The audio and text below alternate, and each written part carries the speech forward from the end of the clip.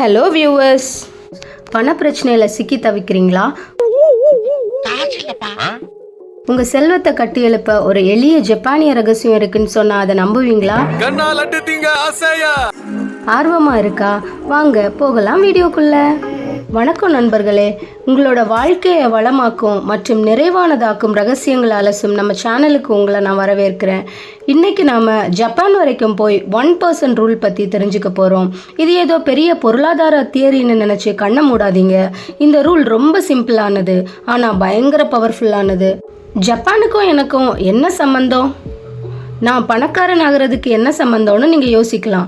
ஆனால் ஜப்பான் பொருளாதாரத்தில் பல ஏற்றத்தாழ்வுகள் இருந்தாலும் ஒழுக்கம், நீண்டகால சிந்தனை மற்றும் செல்வத்தை சேர்க்கிறதுல ஒரு தனித்துவமான அணுகுமுறையை கொண்டிருக்கு. இந்த 1% ரூல் ஒரு கல்லில் வெட்டப்பட்ட சட்டம் இல்லை, ஆனால் ஒரு தத்துவம். உங்கள் நிதி சம்பந்தப்பட்ட முக்கியமான விஷயங்களில் ஒவ்வொரு நாளும் அல்லது ஒவ்வொரு வாரமும் வெறும் 1% முன்னேற்றம் அடைகிறதுல கவனம் செலுத்துகிற ஒரு மனநிலை தான் இது.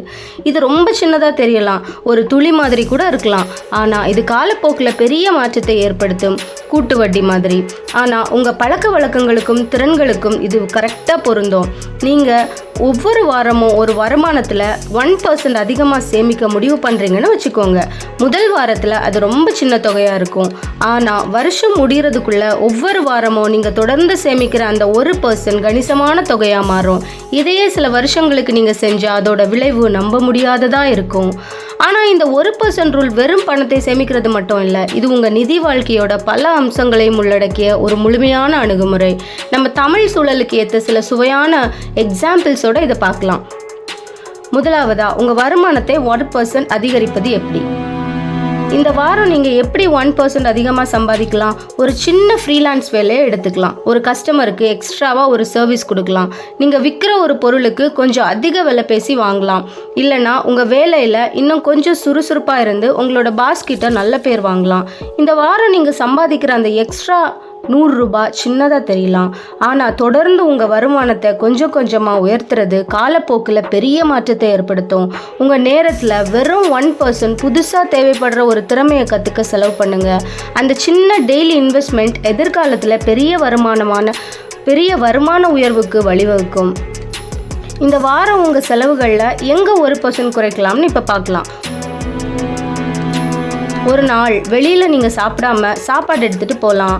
மளிகை சாமான்கள் வாங்கும்போது கொஞ்சம் விலை கம்மியான பொருளை தேர்ந்தெடுக்கலாம். இல்லைனா தேவையில்லாத ஒரு சப்ஸ்கிரிப்ஷன் சேனல் கேன்சல் பண்ணலாம். நீங்கள் சேமிக்கிற அந்த 50 ரூபாய் சின்னதாக தெரியலாம், ஆனால் தொடர்ந்து சின்ன சின்ன வழிகளில் உங்கள் செலவுகளில் கவனமாக கவனிக்கிறது சேமிக்கிறதுக்கும் முதலீடு பண்ணுறதுக்கும் அதிக பணத்தை உங்களுக்கு கொடுக்கும். உங்கள் இன்டர்நெட் இல்லைன்னா ஃபோன் பில்லுக்கு நல்ல ரேட் பேசி குறைக்க முயற்சி பண்ணுங்கள். அந்த சின்ன மாதாந்திர சேமிப்பு நீண்ட காலத்தில் பெரிய தொகையாக மாறும். இப்போது உங்கள் முதலீடுகளை 1% அதிகமாக பயனுள்ளதாக்குவது எப்படின்னு பார்க்கலாம். நீங்கள் ஏற்கனவே முதலீடு பண்ணிட்டு இருந்தால் இந்த வாரம் உங்கள் முதலீடுகளை எப்படி 1% அதிகமாக பயனுள்ளதாக்கலாம்? கொஞ்சம் நல்ல முதலீட்டு வாய்ப்புகளை நீங்கள் நல்லா ரிசர்ச் பண்ணலாம். உங்கள் போர்ட்ஃபோலியோவை மறுசீரமைச்சு லாபத்தை அதிகரிக்கலாம். இல்லைன்னா மார்க்கெட்டை பற்றி இன்னும் கொஞ்சம் டைம் ஸ்பெண்ட் பண்ணி தெரிஞ்சுக்கலாம். இன்னும் முதலீடு பண்ண ஆரம்பிக்காதவங்க இந்த வாரம் உங்கள் வருமானத்தில் இருந்து வெறும் ஒரே 1% முதலீடு செய்ய ஆரம்பிக்கலாம். சின்னதாக ஆரம்பித்து வேகத்தை கூட்டுறது தான் முக்கியம். ஒவ்வொரு வாரமும் ஒரு புது முதலீட்டு வார்த்தையை கற்றுக்கிறதா நினச்சிக்கோங்க. ஒரு வருஷத்தில் உங்களுக்கு நிதி சம்பந்தமான நல்ல அறிவு கிடைக்கும். இப்போது உங்கள் நிதி அறிவை 1% அதிகரிப்பது எப்படின்னு பார்க்கலாம். உங்கள் நாளில் வெறும் 1% நிதி பற்றி கற்றுக்க ஒதுக்க முடியுமா? அது வெறும் 15 நிமிஷம்தான். ஒரு பிளாக் போஸ்ட் படிக்கலாம், இல்லை ஒரு பாட்காஸ்ட் கேட்கலாம், இல்லைனா ஒரு சின்ன இன்ஃபர்மேட்டிவ் வீடியோ ஏதாவது பார்க்கலாம். உங்கள் நிதி அறிவை கொஞ்சம் கொஞ்சமாக அதிகரிக்கிறது உங்கள் பணத்தை பற்றி புத்திசாலித்தனமான முடிவுகளை நீங்கள் எடுக்க உதவும். ஒவ்வொரு நாளும் ஒரு பக்க நிதி சம்மந்தப்பட்ட புத்தகம் படிக்கிறதா நினச்சிக்கோங்க. நீங்கள் கற்றுக்கிற மொத்த அறிவு ரொம்ப மதிப்புள்ளதாக இருக்கும். ஏன்னா ஃபைனான்ஸ் ரொம்ப இம்பார்ட்டன்ட்ங்க உங்களோட லைஃப்பில். கடைசியான ஒரு சுவையான ஒரு செக்ஷனுக்கு நம்ம வந்துட்டோம். இப்போ 1% ரூலுக்கு பின்னாடி இருக்கிற சைக்காலஜி என்னன்னு பார்க்கலாம். இப்போது இந்த ரொம்ப சிம்பிளான ரூல் ஏன் இவ்வளோ பவர்ஃபுல்லானதுன்னு பார்க்கலாம். இந்த பழக்கங்களை உருவாக்குற சைக்காலஜியை பயன்படுத்துறது பெரிய திடீர் மாற்றங்களை உங்களோட வாழ்க்கையில் உண்டு பண்ணும். இது பெரும்பாலும் பயமுறுத்துகிற மாதிரியும் நிலையானதாக இருக்காத மாதிரியும் உங்களுக்கு தோணலாம். நம்ம பெரிய இலக்குகளை வைப்போம், கொஞ்ச நாளைக்கு பயங்கரமாக மோட்டிவேட் ஆகும், அப்புறம் பழைய பழக்கங்களுக்கே திரும்பிடுவோம். ஆனால் இந்த 1% ரூல் ரொம்ப சின்னதாகவும் செய்யக்கூடியதாகவும் இருக்கிறதுனால அது எந்த எதிர்பார்ப்பையும் உங்களுக்கு ஏற்படுத்தாது. இது சாதிக்கக்கூடியதாக தோணும். சின்ன சின்ன வெற்றிகள் நம்பிக்கையும் வேகத்தையும் கொடுக்கும். சின்னதாக நீங்கள் ஒரு வெற்றி பெற்றுட்டீங்கன்னா நெக்ஸ்ட் இதை விட நெக்ஸ்ட் ஸ்டெப் நான் போகலாம் அப்படிங்கிற ஒரு உத்வேகத்தை உங்களுக்கு கொடுக்கும். நிறைய எடையை சீக்கிரமாக குறைக்க முயற்சி பண்ணுறதுக்கும் ஒவ்வொரு வாரமும் கொஞ்சம் கொஞ்சமாக குறைக்க முயற்சி பண்ணுறதுக்கும் உள்ள வித்தியாசத்தை யோசிச்சு பாருங்கள். ரெண்டாவது தான் பெரும்பாலும் நிலைக்கும். அதுதான் உங்கள் நிதி விஷயத்துலையும் சின்ன சின்ன நிலையான செயல்கள் நீடிக்கிற மாற்றத்தை உங்களுக்கு உருவாக்கும். இப்போ ஜப்பானிய தொடர்பு கெய்சன் மற்றும் தொடர்ச்சியான முன்னேற்றம் அப்படின்னா என்னன்னு பார்க்கலாம். இந்த 1% ரூல் ஜப்பானிய கைசன் தத்துவத்தோட ரொம்ப நெருக்கமாக ஒத்து போகுது. கெய்சன்னா தொடர்ச்சியான முன்னேற்றம்னு அர்த்தம். இது சின்ன சின்ன படிப்படியான மாற்றங்களை பழக்க வழக்கங்களிலும் செயல்முறைகளிலும் செஞ்சு காலப்போக்கில் பெரிய முன்னேற்றங்களை அடைகிறதுல கவனம் செலுத்துகிற ஒரு தத்துவம். இந்த மனநிலை ஜப்பானிய கலாச்சாரத்தோட பல அம்சங்களில் ஊறி போயிருக்கு. உற்பத்தி முதல் தனிப்பட்ட வளர்ச்சி வரைக்கும் சின்ன சின்ன நிலையான முயற்சிகளோட சக்தியை அவங்க புரிஞ்சுக்கிட்டாங்க. ஒரு ஜப்பானிய கைவினைஞர் ஒவ்வொரு நாளும் தன்னோட திறமையை மெருகேற்றிக்கிட்டே இருக்கிறத நினச்சி பாருங்க. அவங்க டெக்னிக்கில் சின்ன சின்ன மாற்றங்களை செய்கிறாங்க. பல வருஷங்களில் இந்த சின்ன முன்னேற்றங்கள் இணையற்ற நிபுணத்துவத்துக்கு வழிவகுக்கும். அதே தத்துவத்தை நாம் நம்ம நிதி வாழ்க்கையிலையும் பயன்படுத்தலாம். 1% ரூலை உங்களுக்காக வேலை செய்ய வைப்பது எப்படி? சரி தோழர்களே, தோழிகளே, நீங்கள் எப்படி இந்த 1% ரூலை உங்கள் வாழ்க்கையில் செயல்படுத்த ஆரம்பிக்கலாம்? இதோ சில நடைமுறைக்கு ஏற்ற வழிமுறைகளை நம்மூர் ஸ்டைலில் உங்களுக்கு சொல்கிறேன். உங்கள் தற்போதைய நிதி நிலையை கண்காணிக்க ஸ்டார்ட் பண்ணுங்கள். நீங்கள் எதை அளக்கலையோ அதை மேம்படுத்த முடியாது. ஒரு வாரம் இல்லைன்னா ஒரு மாதத்துக்கு உங்கள் வருமானம் மற்றும் செலவுகளை கண்காணிக்க ஆரம்பிங்க. நல்லா மானிட்டர் பண்ணுங்கள். உங்கள் பணம் எங்கே போகுது, எங்கே நீங்கள் கொஞ்சம் சேமிக்கலாம் இல்லைன்னா கொஞ்சம் அதிகமாக சம்பாதிக்கலாம், இதை ஒரு வரவு செலவு கணக்கு மாதிரி சரியாக வச்சுக்கோங்க. கவனம் செலுத்த ஒரு முக்கியமான பகுதியை அடையாளம் கண்டுக்கோங்க. எல்லாத்தையும் ஒரே நேரத்தில் மாற்ற முயற்சி பண்ணாதீங்க. இந்த வாரம் நீங்கள் 1% முன்னேற்றம் அடைய முடியும் அப்படின்னு நினைக்கிற ஒரு பகுதியை தேர்ந்தெடுங்க.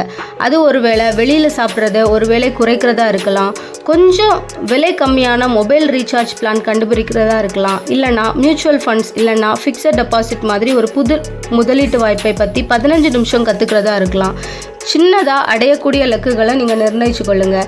அதாவது நான் நிறைய பணம் சேமிப்பேன்னு சொல்கிறதுக்கு பதிலாக நான் இந்த வாரம் 100 ரூபாய் அதிகமாக சேமிப்பேன்னு சொல்லுங்கள். நான் பங்குச்சந்தையை பற்றி ரிசர்ச் பண்ணி அதை பற்றி தெரிஞ்சுப்பேன் அப்படின்னு சொல்கிறதுக்கு பதிலாக நான் இன்றைக்கி பங்குச்சந்தையின் அடிப்படைகள் பற்றி ஒரு கட்டுரை படிப்பேன்னு சொல்லுங்கள்.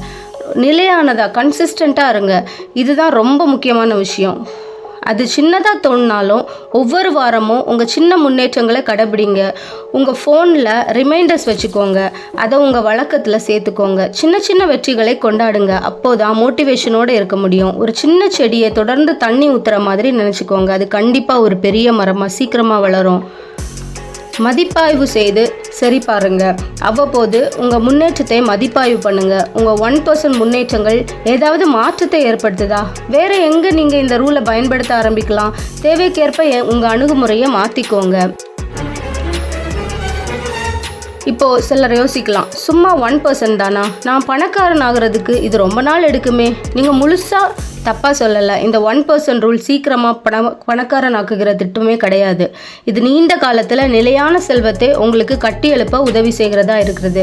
இதை இப்படி யோசிச்சு பாருங்கள். ஒரு மாரத்தான் ஓட்டப்பந்தய வீரர் முழு தூரத்தையும் ஒரேடியாக ஸ்ப்ரிண்ட் பண்ணி ஓட ஆரம்பிக்க மாட்டார்.